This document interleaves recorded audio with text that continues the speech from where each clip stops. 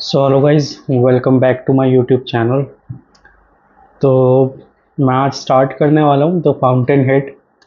कोशिश करूँगा उसकी समरी आपको देने की, बट पहले ही बता दूँ, जो बुक का एक्सपीरियंस होता है वो बहुत अलग होता है, क्योंकि हर चीज़ वीडियो में डालना बहुत मुश्किल होता है। इवन द फाउंटेन हेड जो मूवी भी बनी है, उसमें भी इतनी चीज़ें नहीं दिखा पाए। तो हाँ, बट आपको एक आइडिया लग जाएगा कि क्या थीम होने वाली है और बुक कैसी है। उसके बाद आप डिसाइड कर सकते हैं कि आपको किसके साथ जाना है। सो आई विल स्टार्ट। तो कहानी की स्टार्टिंग होती है रॉक से। आ, उसको कॉलेज का डीन, जहाँ पे वो अपनी आर्किटेक्चर की पढ़ाई कर रहा है, उसे बुलाता है और उसे सीधा निकाल देता है, जस्ट बिकॉज कि उसकी जो उसका जो माइंडसेट है वो औरों से मैच नहीं खाता और वो ट्रेडिशनल डिज़ाइंस में बिलीव नहीं करता। वो चाहते हैं कि वो भी वैसा ही करे जैसा उसे बताया जा रहा है, बट वो एक अलग इंडिविजुअलिटी रखता है और वो किसी की भी बात जल्दी से नहीं मानता, जस्ट बिकॉज वो कहीं पे भी किसी के साथ कॉपरेट करने के लिए तैयार नहीं है, उसको वहाँ से निकाल दिया जाता है। ठीक है। रॉक के जो डिज़ाइंस है वो काफ़ी नए हैं, मतलब जो आर्किटेक्चर में वो करता है वो इससे पहले कभी देखे नहीं गए थे। और वो बिलीव करता है कि जैसे जैसे हमें एवोल्यूशन मिल रहा है टेक्नोलॉजी का या किसी भी चीज़ का, हमें उसे यूज़ करना चाहिए और कुछ क्रिएट करना चाहिए। पहले के हिसाब से ही चल के हर चीज़ वैसी ही बनेगी जैसे ऑलरेडी लोग देखते आए हैं, तो कुछ नया नहीं आएगा। और रॉक जो है, उनकी जो डीन है, वो सब जो बातें कर रहे हैं उनकी बेतुकी बातों पे हंसता है और वो जानता है कि ये लोग नहीं समझ सकते, बट हाँ, इसके बावजूद वो जानता है कि क्या कहते हैं, जो उसका जो करियर है वो पूरा का पूरा वेस्ट हो सकता है अगर कोई इंस्टीट्यूट या किसी भी कॉलेज से निकाला जाता है, तो उसको जल्दी से कोई काम नहीं देता, उसको बहुत सारी डिफ़िकल्टीज होती हैं। और ये जो है आसान नहीं होगा उसके लिए फ्यूचर में भी अगर उसे निकाल दिया जाता है तो, बट वो ये रिस्क लेता है बिकॉज ही श्योर के कुछ ना कुछ मैं कर लूँगा, बट जल्दी से बात नहीं मानूंगा किसी की भी, क्योंकि मेरी एक अलग थिंकिंग है और वो अगर गलत है you can tell me, but मुझे फॉलो करने के लिए नहीं बताया जा सकता और मैं फॉलो करता भी नहीं। यहाँ पे रॉल्फ का जो करेक्टर है उस पर थोड़ा सा ध्यान देने की ज़रूरत है कि अभी जैसे मैं भी पढ़ रहा था अभी तक, मुझे ऐसा लगा कि उसमें जो है इमोशंस उतने नहीं दिखाए हैं और वो जो है बहुत ज़्यादा कहते हैं ना, खुलता नहीं है किसी के साथ। Nobody knows about him personally. वो अपने अंदर जाने की किसी को जगह ही नहीं देता, ना वैसे फ्रेंड्स बनाता कि किसी से कुछ बात शेयर हो, नहीं, ही is very closed.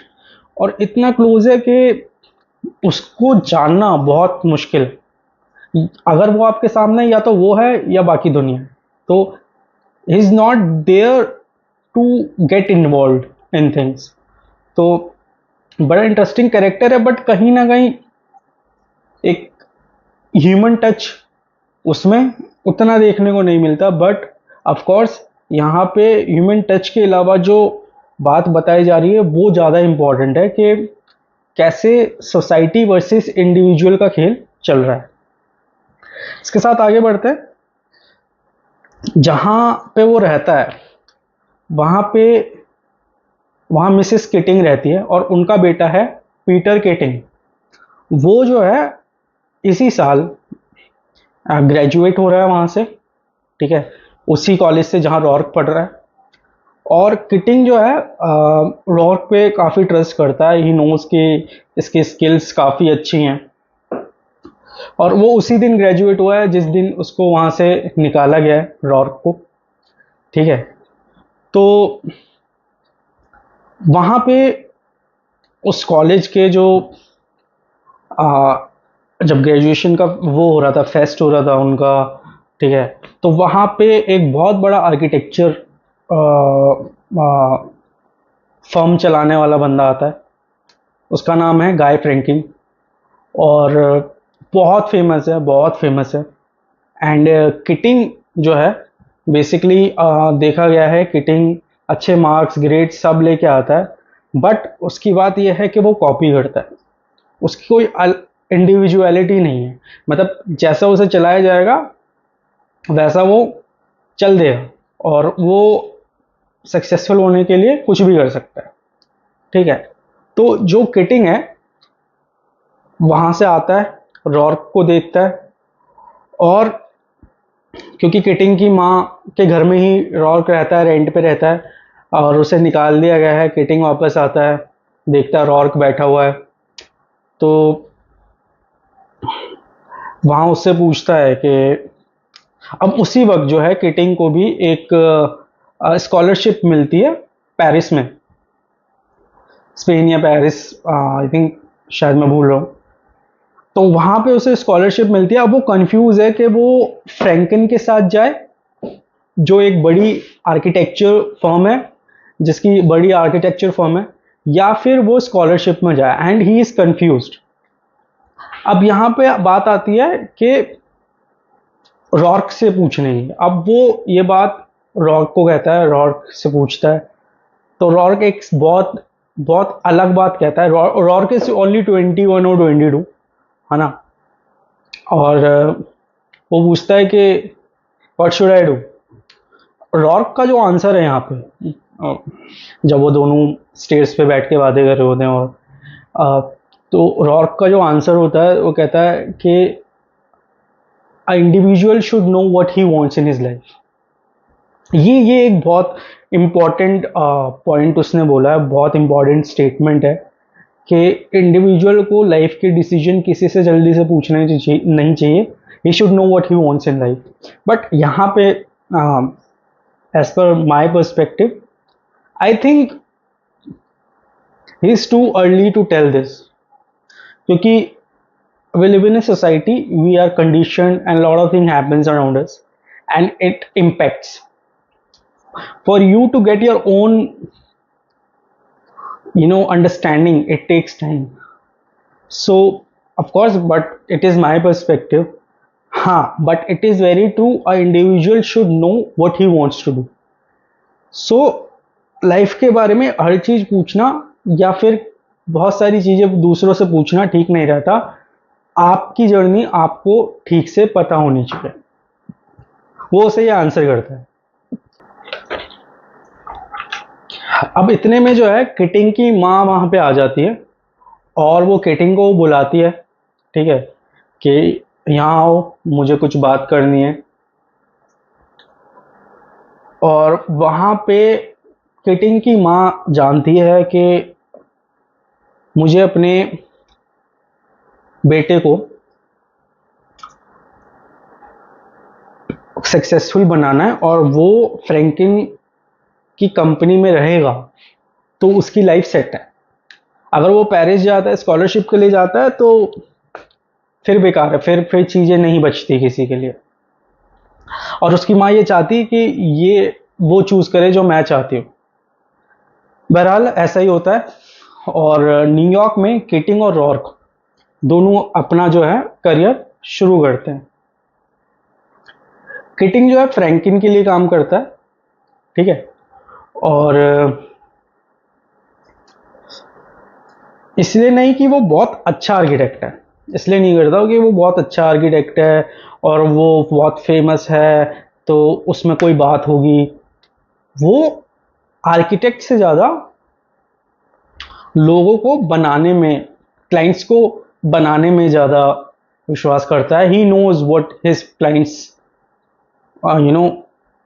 Want.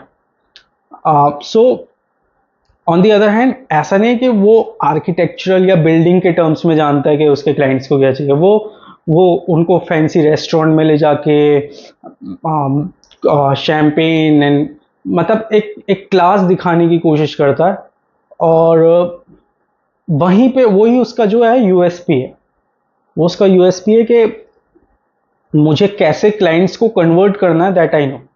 Architect में चाहे मैं बहुत अच्छा नहीं हूँ, but I know how to convert it, and is a very good salesman I would से।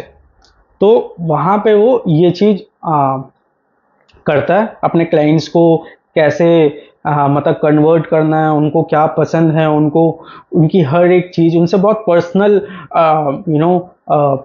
टच लेके वो काम करता है। तो वहाँ पे उसकी स्किल्स में बहुत ज़्यादा, बिल्डिंग स्किल्स में बहुत वो नहीं है, इन्वॉल्वमेंट नहीं है। उसकी इन्वॉल्वमेंट ज़्यादातर रहती है कि मैं अपने क्लाइंट्स को कैसे खुश कर सकता हूँ, कैसे उनकी मतलब उनकी पसंद नापसंद के बारे में जानूँ। It is all like I would से टैक्टिक्स, कि कैसे मुझे खेलना है। ठीक है, तो यहाँ तक बात होती है। अब यहाँ पे जो है, किटिंग की एक गर्लफ्रेंड है, जो फ्रैंकिन के लिए काम कर रहा है, पीटर किटिंग। गर्लफ्रेंड है, उसका नाम है कैथरीन। कैथरीन जो है बहुत कहते हैं ना स्वीट है, बहुत खूबसूरत नहीं है बट स्वीट है। उसकी स्माइल बहुत अच्छी है, किटिंग को पसंद करती है, वो भी किटिंग किटिंग भी उसको पसंद करता है। और जब वो अपनी आर्किटेक्चर की पढ़ाई कर रहा था, तो वहीं पे वो कैथरीन से मिला था, जब तब वो अपनी माँ के साथ रह रही थी। And because of some reason her mother died. उसके बाद जो है अब वो अपने अंकल के साथ न्यूयॉर्क में ही रह रही है। तो किटिंग है जो है, मतलब उससे रेगुलरली नहीं मिलता था, कभी कभी हफ्ते 2 हफ्ते या 2-3 महीने में भी मिलता था, बट जब भी मिलता था तो बहुत अच्छे से मिलता था। And Catherine is the only person where Keating feels कि मैं इसके सामने अपने आप को जैसे का तैसा रख सकता हूँ। Means you want someone in life के जहाँ पे आप अपने आप को रियल दिखा सको। And when you find out a person like her, जहाँ पे आप सब कुछ खुल के अपनी बातें कह सको, क्योंकि किटिंग जो है वो जानता है कि मैं ये सब तो कर रहा हूँ, बट कहीं ना कहीं मैं अंदर से अब बहुत ज़्यादा ना नकली होता जा रहा हूँ, मैं बहुत ज़्यादा फेक फील करता हूँ, और मुझे ये चीज़ बोलने की ज़रूरत है। And Catherine is the one जिससे वो इस बारे में बात कर सकता है। अब यहाँ पे एक और करेक्टर की एंट्री होती है जो आर्किटेक्चर में काफ़ी चीज़ें लिखता है ना। उसका नाम है एल्सवर्थ टूही। तो टूही की ही यहाँ पे जो है, टूही जो है कैथरीन का अंकल है। अब वो जो है बहुत सारे कमेंट और क्रिटिसिज्म करता है आर्किटेक्चर को लेके, एंड वो बोलने में बहुत अच्छा है, बहुत ज़्यादा अच्छा है। People actually fail for his words. जो भी वो बोलता है, एक तो बहुत स्पेसिफिक बोलता है, बहुत कहते हैं ना, उसकी जो है इंफॉर्मेशन जो भी होती है वो बहुत एक्यूरेट होती है।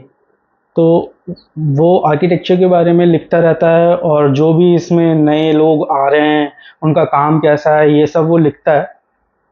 बट है वो भी उसी माइंडसेट का कि ट्रेडिशनल डिज़ाइंस जो हैं उन्होंने ही हमें एक्चुअल आर्ट दिखाई है। अदरवाइज हम इंडिविजुअलिटी को लेके चलेंगे तो फिर तो हो गया काम, फिर तो नहीं बन सकता, क्योंकि कोई भी बिल्डिंग या आर्ट एक बंदे का काम नहीं होता है ऐसे बड़ी बड़ी बिल्डिंग्स बना देना। ये हर किसी का टीम वर्क है, तो पीपल शुड वर्क टुगेदर। तो वो बहुत सारी चीज़ें जो है लिखता रहता है। तो कीटिंग जानता है उसे कि ये जो है तो ये कौन है, बट उससे मिलना भी चाहता है। बट कैथरीन उसको बोलती है कि मैं तुम्हारी हेल्प कर सकती हूँ, बट वो कहता है कि नहीं, मुझे तुम्हारे थ्रू नहीं मिलना, बिकॉज यहाँ पे वो शायद अपनी अपनी रियलिटी को रखना चाहता है कि नहीं, मैं हर चीज़ सिर्फ और सिर्फ हर रिश्ते को यूज़ नहीं कर सकता, तो इसलिए वो उसके थ्रू नहीं मिलना चाहता, बट मिलना चाहता है टूही से। ठीक है, और उसको ये भी लगता है कि जब वो उससे कैथरीन से बात कर रहा होता है, उसे लगता भी है कि टूही जो है बहुत ज़्यादा कैथरीन की लाइफ को जो है वो कंट्रोल करने की कोशिश कर रहा है, एंड ही वांट्स कि कैथरीन अलग हो जाए। बट कैथरीन को ऐसा नहीं लगता, वो समझती है कि मैं यहाँ रह रही हूँ तो आई शुड कंट्रीब्यूट, क्योंकि थोड़ा बहुत काम टू ही जो भी बोलता है उसके पेपर वर्क या कुछ, वो कैथरीन उसको हेल्प आउट करती है। बट उसे लगता है कि नहीं, ये एक ज़बरदस्ती करवाता है या कुछ भी है, because she is like Hari always के ये करना है वैसे करना है। तो किटिंग को लगता है कि she is pressurised by her uncle. तो यहाँ तक बात होती है। अब वो टूही से मिलना तो चाहता है, बट टूही जो है अभी घर पर नहीं आया है, और वो मिलेगा बट बाद में मिलेगा किटिंग जो है टूही से। अब किटिंग जो है वो फ्रैंकलिन की कंपनी में काफ़ी अच्छा काम कर रहा है, और जो डिज़ाइंस है वो भी दे रहा है, पर वो डिज़ाइंस वो खुद नहीं बना रहा है, वो बहुत लोगों की हेल्प लेता है, और कई बार तो सारा क्रेडिट खुद ले लेता है, और ऐसे ही फ्रैंकलिन की नज़रों में वो आगे बढ़ता रहता है। एंड थोड़ा अच्छा हो जाता है पहले से उसकी सिचुएशन जो है। यहाँ पे किटिंग का जो है पार्ट वो हो जाता है कि वो यहाँ पे काम कर रहा है फ्रैंकलिन के साथ, और आइडियली मतलब जैसा उसे करना चाहिए वैसा ही कर रहा है, बट उसके ड्रीम्स गोल्स अभी और भी हैं, और उसकी मदर ऑफ कोर्स ये चाहती है कि उसका नाम हो इस फील्ड में, तो उसके लिए भी वो मेहनत कर रहा है। अब यहाँ पे एक और कैरेक्टर आता है जिसके लिए रॉर्क काम कर रहा है, कैमरॉन। कैमरॉन की एज अभी 69 है, ठीक है, 69 एज है, और ब्रिलियंट आर्किटेक्ट है, ब्रिलियंट, ऑलमोस्ट रॉर्क जैसा। जो उसी उसी के जो डिज़ाइन थे वो रेवोल्यूशनरी डिज़ाइंस थे इन आर्किटेक्चर।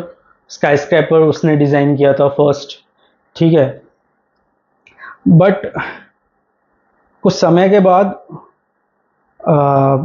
डिज़ाइंस जो हैं वो रिजेक्ट होने लग गए थे, because they are you know much better और अहेड ऑफ देयर टाइम। तो टाइम से आगे के डिज़ाइंस थे, इस वजह से उनको थोड़ी समझने में दिक्कत होती थी।